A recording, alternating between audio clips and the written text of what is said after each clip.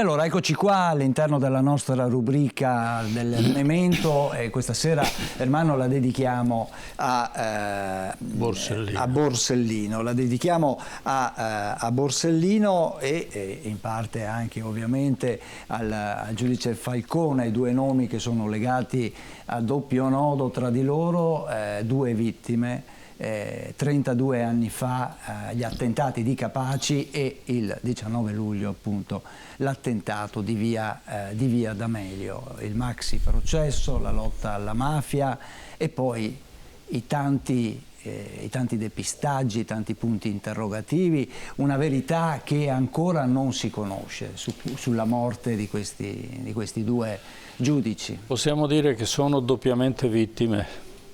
Sono vittime della mafia e ovviamente da chi mandava, dai mandanti, ma sono anche vittime di un sistema che non riesce a fare chiarezza su una tragedia di questo genere.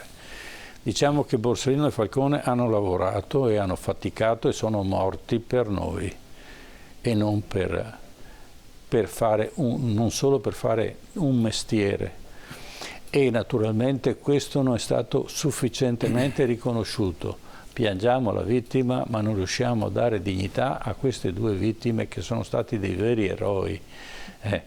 E dove la politica, naturalmente, cominciando dall'alto livello della politica, quindi parliamo del riciclaggio dei soldi che avvenivano in Vaticano, della mafia, fino alla politica di adesso, dove la mafia ormai è infiltrata si infiltra dentro l'economia, dentro alle guerre, e naturalmente hanno preso una dignità che prima non avevano. Prima erano i cosiddetti bravi di Don Abbondio, quelli che volevano portare avanti un certo tipo di volere del principe, e quindi i principi erano l'Andreotti, che fu poi processato, e molti altri, ma purtroppo in questo momento non c'è ancora chiarezza su quello che è mafia, perché la mafia esiste ancora, nonostante Borsellino e Falcone dicessero che anche loro prima o dopo dovranno scomparire. Ma evidentemente sta nella genetica delle persone quella di creare questi strati mafiosi. E abbiamo con noi due ospiti che ci aiuteranno a chiarire ulteriormente questi due personaggi che sono stati fondamentali non solo in Italia ma in tutto il mondo e non sono stati sufficientemente capiti e insegnati anche nelle scuole. Certo, abbiamo con noi due rappresentanti delle forze dell'ordine, Fabio Ballestriero, buonasera, in studio, grazie di essere qui con noi, è segretario del Sindacato Autonomo di Polizia del Veneto, e saluto in collegamento Maurizio Ortolan. Buonasera Ortolan. Ci sente? Buonasera a tutti. Buonasera, lei è stato un ispettore di polizia, è stato un ispettore di polizia ed è anche un autore Io sbirro a Palermo. Allora, Paolo Borsellino, Giovanni Falcone, Ermanno, e poi ricordiamo tutte le vittime che sono anche gli uomini delle scorte che hanno perso la vita negli attentati. Sì, doppiamente eroi, perché sapevano il rischio che correvano in quel momento. Allora, che ci fosse una consapevolezza di Falcone e successivamente di Borsellino quando fecero saltare per aria l'auto di Falcone, sicuramente ormai era una certezza, ma la scorta, che era sicuramente coinvolta, ma aveva un coraggio e una forza che pochi oggi possono vantare. E di conseguenza io partirei con il contributo maxi processo Stato-mafia. Perché questo contributo? Perché fu un esempio di giustizia a livello mondiale. Mai si fece al mondo un processo così ampio che comportava più di 400, imputati, tutti chiaramente criminali, che riuscì ad arrivare fino alla fine. E nonostante tutti gli ostacoli che posero sia a Borsellino che a Falcone, e di questo ne parleremo appunto strada facendo. Quindi partirei con il contributo maxi processo Stato-mafia. Il 10 febbraio 1986 ha inizio il maxi processo a Cosa Nostra. 22 mesi di udienze nell'astronave verde, un'aula bunker appositamente costruita in cemento armato. I capi d'accusa dei 475 imputati sono 120 omicidi, traffico di droga, estorsione e associazione mafiosa. Di questi 360 vengono condannati a 19 ergastoli e 2665 anni di carcere, confermati in Cassazione nel 1992.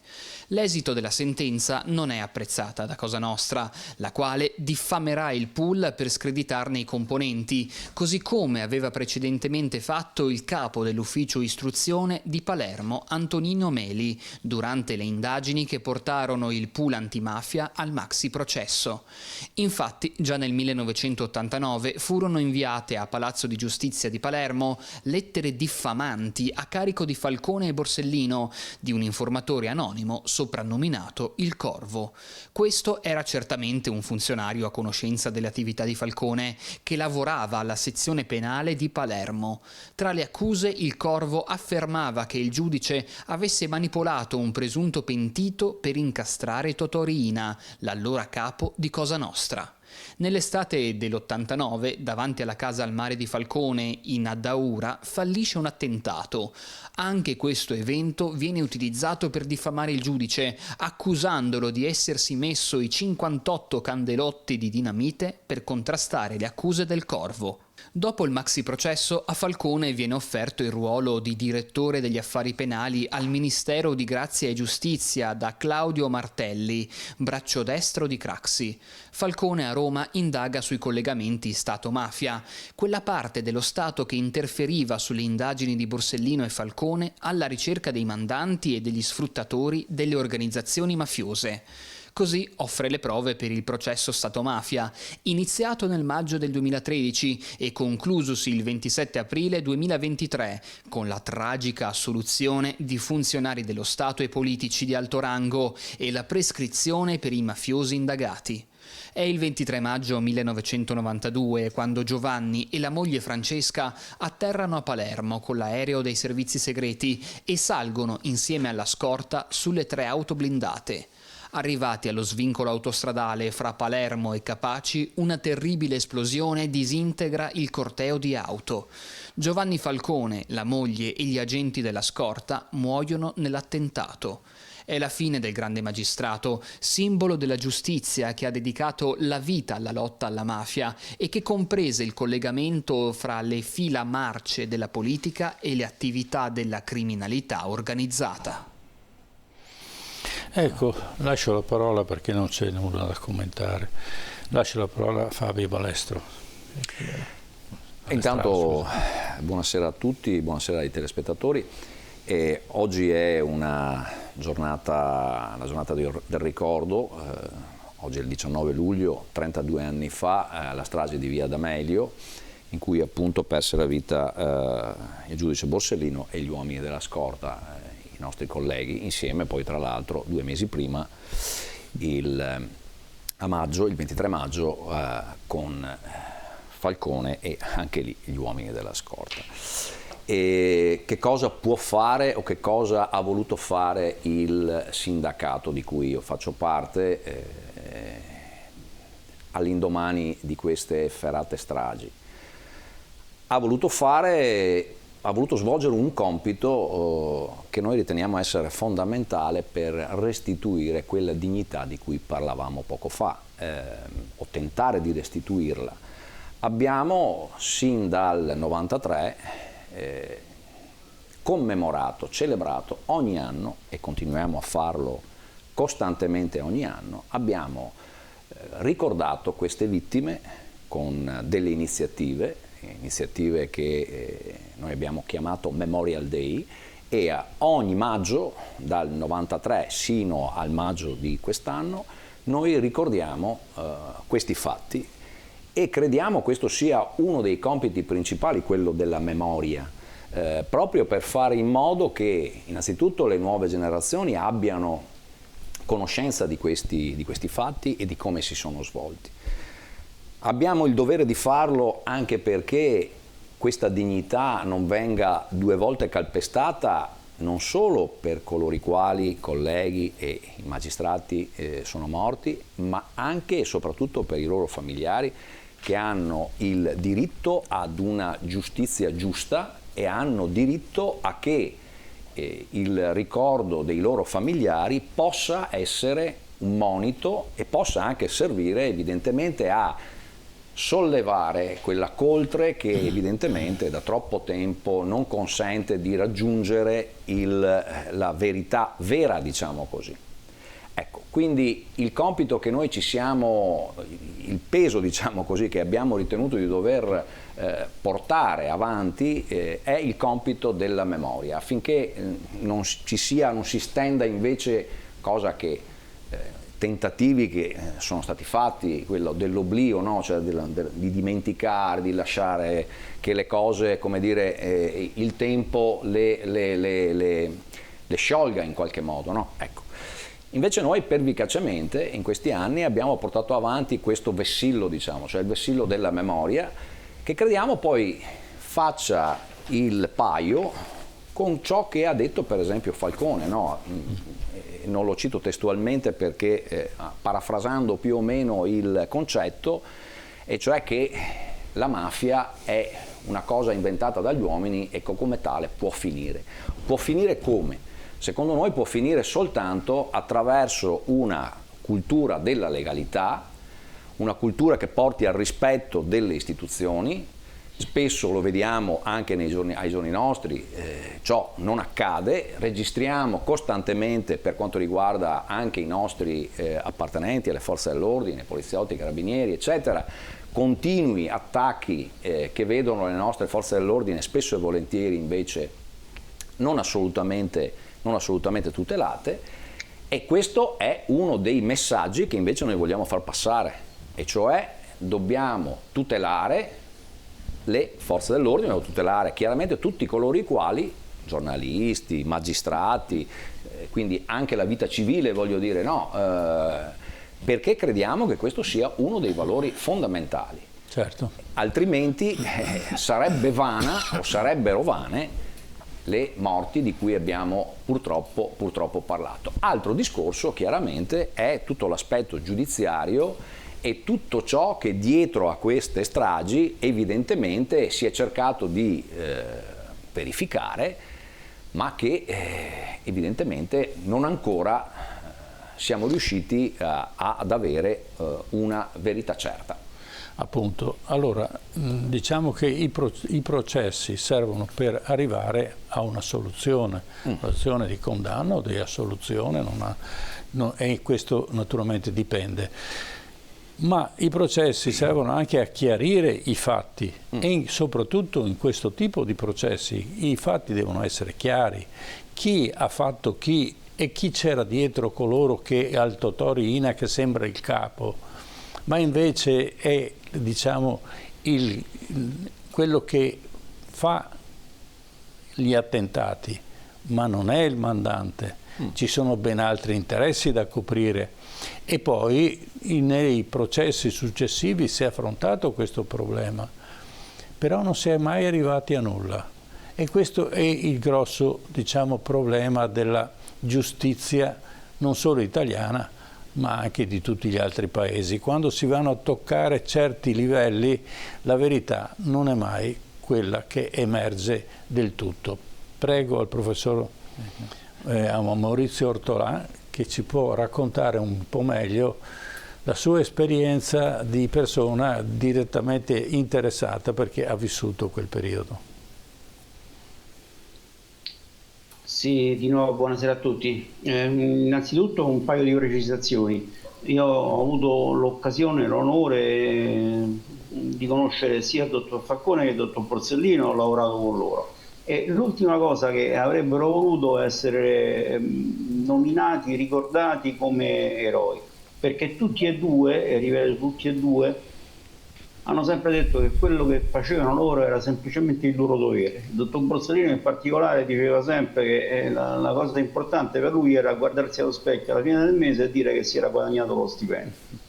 Il miglior modo per ricordarli è non celebrarli come eroi, perché è una parola veramente che loro disconoscevano da vivi, posso immaginare anche da morti.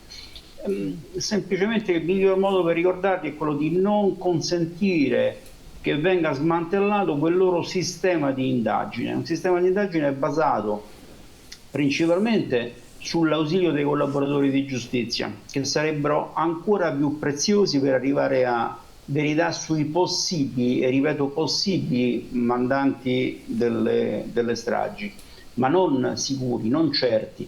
Io una cosa ho imparato nella mia vita anche palermitana, che me la disse un collaboratore di giustizia di livello, che quando si muore a Palermo difficilmente si muore soltanto per l'impegno antimafia, si muore quando c'è una coesione di forze, una coesione di interessi che portano poi a rendere inevitabile quello che succede.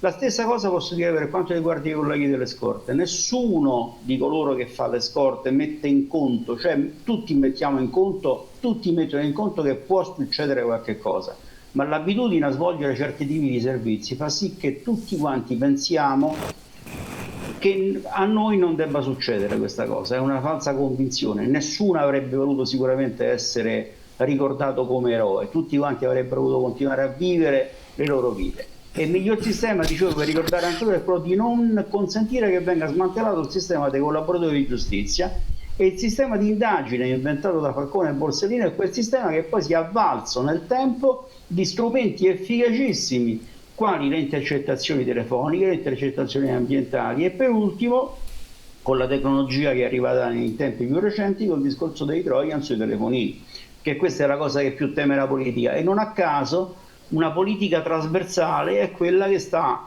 convergendo verso la limitazione di questi strumenti di indagine. Non è un buon modo, ecco, per ricordare i magistrati. Grazie. Faro Balestrero, questi personaggi però non ne abbiamo più avuti a questo livello di indagine. Un Borsellino o un Falcone non ci sono più stati. C'è stata molti giudici che hanno cercato di riprendere le indagini, ma non hanno usato la tecnica e quel livello. Ma non so se poi questa affermazione sia poi così vera. Io credo, almeno nella mia esperienza professionale più recente, insomma, essendo stato in servizio fino a un anno fa, che ci siano molti magistrati impegnati e che molti di questi magistrati adottino il metodo Falcone. Che cosa consisteva? In tutto ciò che è stato poco fa esposto dal collega, aggiungo solo la pista del denaro, no? Cioè i soldi sono il fil rouge che consente spesso e volentieri di poter risalire agli autori di determinati reati particolarmente complessi. Io credo che su questo ci sia stata una svolta. Ciò che Falcone e Borsellino hanno insegnato con questa loro metodologia, lo dicevate poco fa anche voi, è stato esportato, come dire, in tutto il mondo, e il metodo consisteva in questo. Che ci siano oggi magistrati esposti su indagini particolarmente impegnative e che adottino questo sistema, io credo di sì. Credo altrettanto però, come è stato già detto o in qualche modo adombrato, che ci sia in atto una sorta di pax in qualche misura, ovvero non vi è più l'interesse, o almeno sembra sia così, non vi è più l'interesse da parte della mafia di agire. La mafia esiste, non è stata, credo, non lo dico io, ma credo lo dicano i fatti di cronaca e le indagini che fanno parte della cronaca, anche più recente, ma credo che come dire, il problema sia legato al fatto che non ha più interesse la mafia ad agire in maniera così violenta e così cruenta, così come siamo stati abituati, diciamo così, a vederla anche nelle nostre finzioni cinematografiche o fino a poco tempo fa.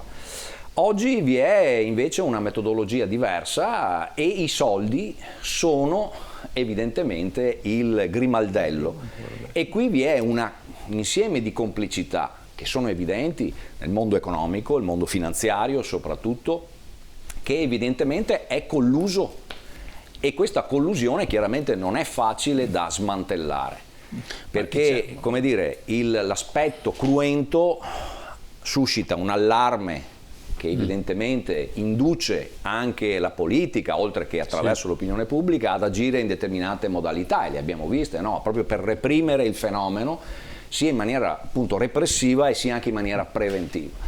Li ricordo bene gli anni del maxi processo, perché anch'io allora andavo su e giù insieme a tantissimi altri colleghi proprio in quell'aula che voi avete fatto vedere. E quella era uno scontro violento in atto tra lo Stato, o una parte dello Stato se vogliamo, e la mafia. Oggi invece tutto si è spostato su altri ambiti, e qui è più difficile probabilmente anche riuscire a come dire, risalire agli autori o comunque ai responsabili di queste situazioni.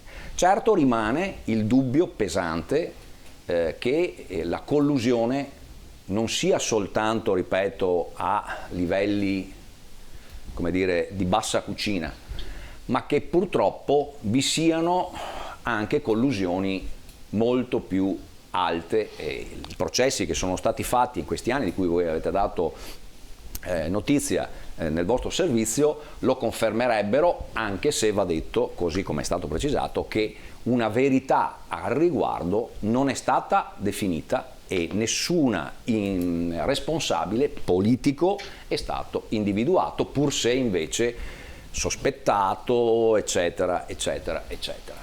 Certo, rimangono misteri come questa famosa agenda rossa, rimangono misteri della presenza di determinate persone subito dopo l'attentato, rimangono tutta una serie di cose che, tra l'altro, insomma, voglio dire, non dico io, ma che dicono illustri giornalisti, commentatori, autori di libri, eccetera, eccetera, e anche inchieste giudiziarie.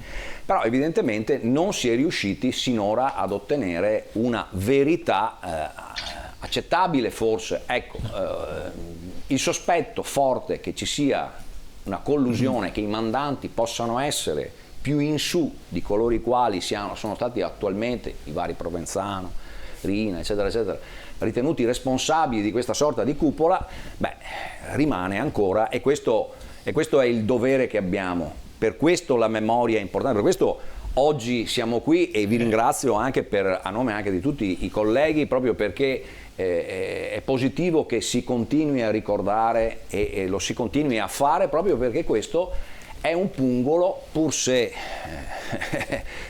piccolo, ma utile. Ci vuole anche la memoria della magistratura che continui ad andare avanti, perché a scavare prima o dopo, diciamo che i reati vengono alla galla e soprattutto si capiscono i meccanismi dell'epoca, perché vogliamo ricordare ai nostri telespettatori che Borsellino e Falcone sostanzialmente nascono da un'inchiesta fatta in America, quella della Pizza Connection, perché la droga arrivava in Sicilia veniva depurata, preparata e poi mandata in America.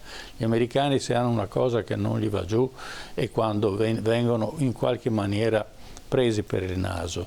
Di conseguenza crearono la Pizza Connection e chiesero agli italiani di mettere a disposizione dei magistrati, e fu Falcone quello che fu in America per oltre un anno. E insegnarono a Falcone come andare a cercare tracciare il percorso della droga, piuttosto la responsabilità, eccetera, e che è appunto quello che poi lui ha praticato, che è il denaro. Ma oggi abbiamo una situazione, sempre restando nella memoria, c'è uno spaccio della droga che è esponenziale rispetto a quell'epoca. Cosa vuol dire? Vuol dire che c'è uno spaccio diffusissimo e i vertici sono invisibili. Da dove vengono? Chi gestisce questo traffico di droga? Perché la maggior parte dei spacciatori sono nigeriani, albanesi e tunisini o marocchini. No?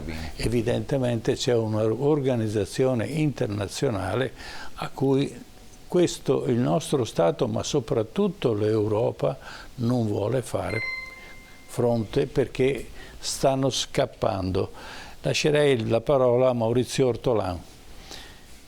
È possibile che oggi l'aumento dello spaccio della droga non corrisponda alla quantità di arresti che vengono fatti ai grandi importatori, perché parliamo di container, non parliamo del piccolo spacciatore che ha 20 grammi di cocaina piuttosto che di hashish, parliamo di gente che importa tonnellate e poi è in grado perfino di distribuirle e gioca sulla immigrazione di questi poveri giovani che non hanno altra alternativa, non hanno un futuro, il loro futuro è quello di spacciare droga e sarà sempre così. Prego, Ortolan.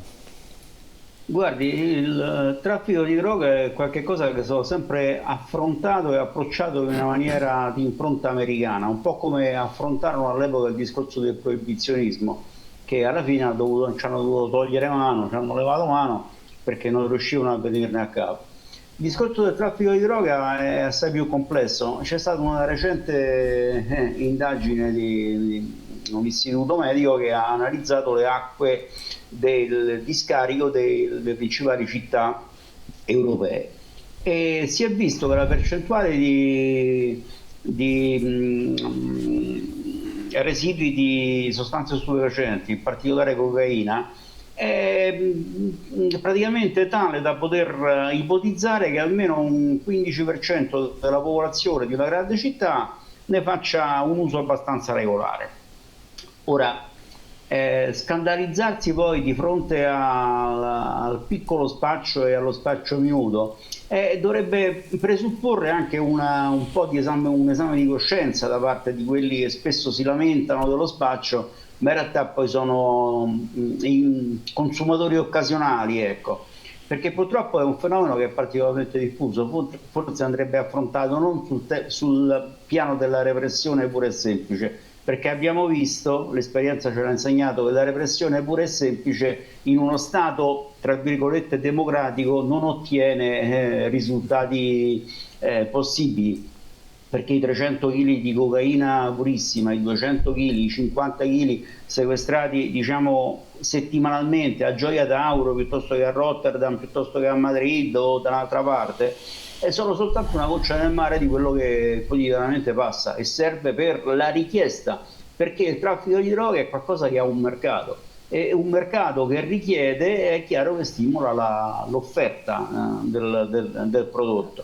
Quindi interroghiamoci su come fare per limitare questa richiesta. Ecco, già basterebbe forse imporre degli esami periodici per verificare la sistematicità nell'assunzione di sostanze stupefacenti in tutti coloro che rivestono anche cariche pubbliche o posti, diciamo, di responsabilità, o comunque in tutti quelli che lavorano per conto dello Stato. Ecco, bisognerebbe magari assoggettarli a una forma un po' coatta però poi uno dice che diventa antidemocratico e allora lasciamo perdere. Io penso che bisognerà convivere con questa cosa, perché prendersela con il piccolo spaccio o anche con i medi trafficanti non risolverà mai il problema del tutto.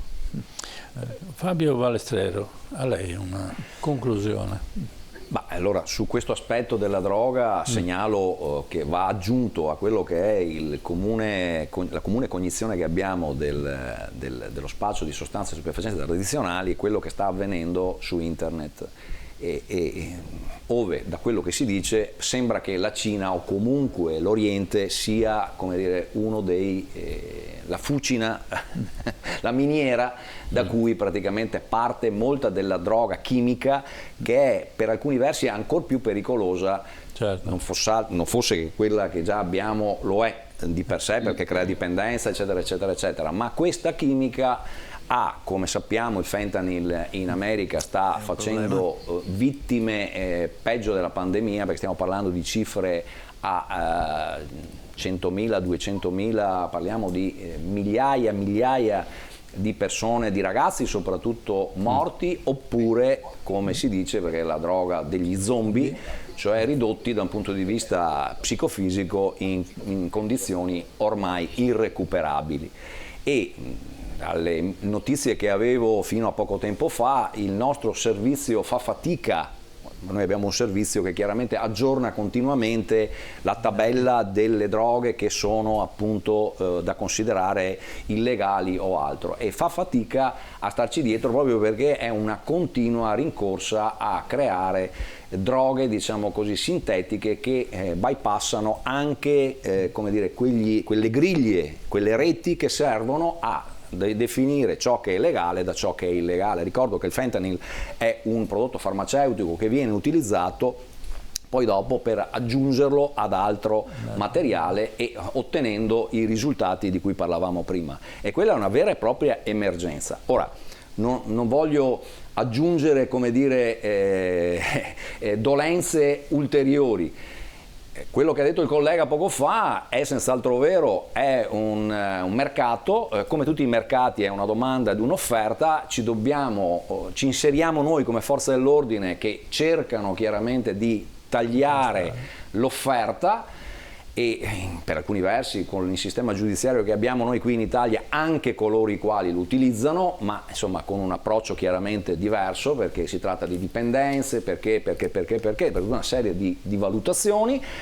Ora, gli strumenti sicuramente repressivi a fronte di un mercato del genere, lo capisce chiunque, sono ovviamente di difficile risoluzione definitiva. È chiaro che ci vuole un percorso diverso che riguarda la società, che riguarda chiaramente l'educazione, che riguarda le famiglie, che riguarda un insieme di agenzie, diciamo così, che si occupano della formazione dei nostri ragazzi, delle nostre persone, perché quello che ha detto il collega circa il fatto che ci siano sulle acque reflue una quantità innumerevole di residui di sostanze stupefacenti tali per cui si ipotizza che il 15% di una città normale possa, se io penso a una città come Milano, 2 milioni di abitanti, 2 per 15 fa 300.000 persone. Sì. Ora, 300.000 persone che tutti i giorni girano per Milano e che incontriamo tutti quanti noi, con cui facciamo un match di incontro, non sempre evidentemente positivo, stanno alla guida, vanno, non so, al bar, si incontrano con lei, con me, poi magari, non so, succede quel che succede, eccetera, eccetera, eccetera. Quindi certo, è un problema serio se poi ci aggiungiamo anche questo delle droghe chimiche. Anche qui a me sembra che il minimo comune denominatore sia sempre quello, tornando all'argomento principale della trasmissione odierna. Qual è? È l'educazione. La memoria è educazione, ma non per ricordare il passato, così è successo quello che è successo perché ci sono delle ragioni per cui è successo e evidentemente ci sono dei responsabili, magari non tutti, ma è importante che si capisca perché si sono fatte e si continuano a fare determinate cose. Si trasmetta la memoria soprattutto del valore di ciò che fanno queste persone. Parlo dei magistrati, parlo dei colleghi, parlo dei giornalisti che chiaramente parlo di tutti coloro i quali svolgono una funzione educativa, diciamo così. Certo. Ecco, allora, o ci appropriamo di questa funzione, oppure, come leggevo proprio pochi minuti prima di venire in trasmissione, in un post, oppure facciamo parte dell'ignavia che giustamente Dante, nella Divina Commedia, non aveva messo nemmeno al 32esimo girone dove c'era Lucifero. Lo metto dopo, ovvero non li considera nemmeno perché l'ignavia, cioè la incapacità di schierarsi, l'incapacità di dire che le cose non vanno bene, è quel terreno su cui la mafia indubbiamente può proliferare, oggi in maniera sicuramente diversa da come la faceva il picciotto di 40 anni fa. Oggi certo, il picciotto sta con il colletto bianco, probabilmente in borsa, a decidere tramite la droga, tramite i proventi della droga, eccetera, eccetera, come lavare il denaro che quantità enorme che affluisce alle casse. E qui sta la nostra capacità di riuscire ad intervenire e a bloccare questa situazione. Bene, grazie del vostro intervento. Io mi auguro che queste cose vengano percepite dalle persone, perché questa è una battaglia che ciascuno deve affrontare personalmente e cercare di risolvere personalmente. Tutti abbiamo dei figli, dei nipoti a cui insegnare e non lasciarli, diciamo, liberi a se stessi a fare questo tipo di esperienza che sono sempre negative. Grazie del vostro intervento e torneremo sempre su Borsellino e Falcone. Grazie a voi. Certo, quali simboli proprio perché possano trasmettere l'importanza appunto di questa educazione alla legalità. Grazie a Fabio Ballestriero, grazie a Maurizio Ortolani in collegamento, torneremo sicuramente a parlare e soprattutto anche a ricordare il sacrificio di Paolo Borsellino e Giovanni Falcone. Adesso per i nostri telespettatori un breve break pubblicitario e poi ritorniamo e affronteremo l'attualità anche giudiziaria, perché ci spostiamo a Venezia per parlare di quello che è avvenuto negli ultimi giorni. A tra poco.